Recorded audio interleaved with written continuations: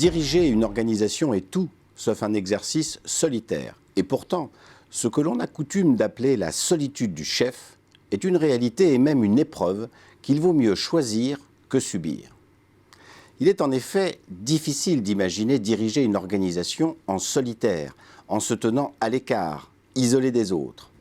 En pratique, les agendas des dirigeants sont naturellement surchargés d'activités, en interaction avec une grande variété de personnes.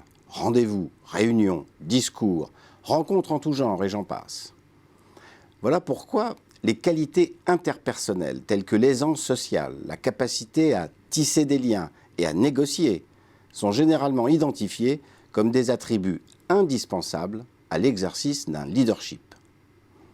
Et pourtant, la suractivité sociale du dirigeant n'exclut pas la solitude du pouvoir. Une solitude qui se manifeste surtout lorsque des décisions importantes, ambiguës et risquées nécessitent d'être prises en son âme et conscience. En temps de crise, cette solitude est même exacerbée. Pour bien comprendre, de nombreux dirigeants aiment rappeler que lorsqu'un bateau est pris dans une tempête et que les rochers ne sont pas loin, il y a peu de chances que la situation soit dirigée par un comité. Maintenant, le travail préalable à une prise de décision lourde de conséquences est logiquement réalisé de manière collective. Mais il y a un moment où il faut cesser de consulter, car le dirigeant est aussi payé pour décider et agir.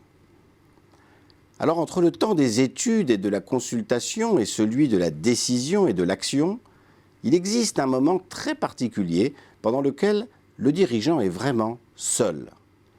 C'est le moment où il doit peser le pour et le contre, interroger ses propres valeurs et sonder son intuition. C'est aussi là qu'il va devoir prendre ses responsabilités et se préparer à en assumer les conséquences. Dans ces moments-là, le dirigeant ressent nécessairement un sentiment de solitude dont la spécificité varie selon les circonstances, la nature de la décision à prendre, mais aussi l'expérience et le caractère de l'intéressé. Cette solitude peut être choisie ou subie, cela dépend de la façon dont le dirigeant vit ces moments. La solitude choisie est recherchée pour le sentiment de liberté qu'elle procure, la liberté de faire des choix structurants et porteurs d'avenir pour l'organisation et ses parties prenantes.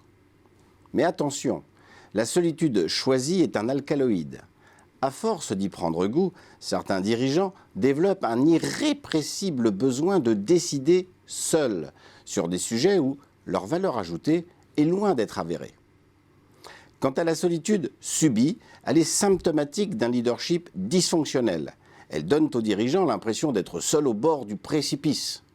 Tétanisés à l'idée d'aller plus loin, ils n'arrivent plus à décider et multiplient les études, les sondages, recherchent de nouveaux avis.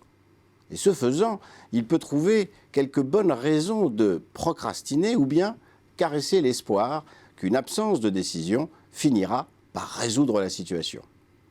Cette différence entre solitude du pouvoir subi et solitude du pouvoir choisi fait écho à une réflexion de Victor Hugo selon laquelle la solitude est bonne aux grands esprits et mauvaise aux petits, puisqu'elle trouble toujours les cerveaux qu'elle n'illumine pas.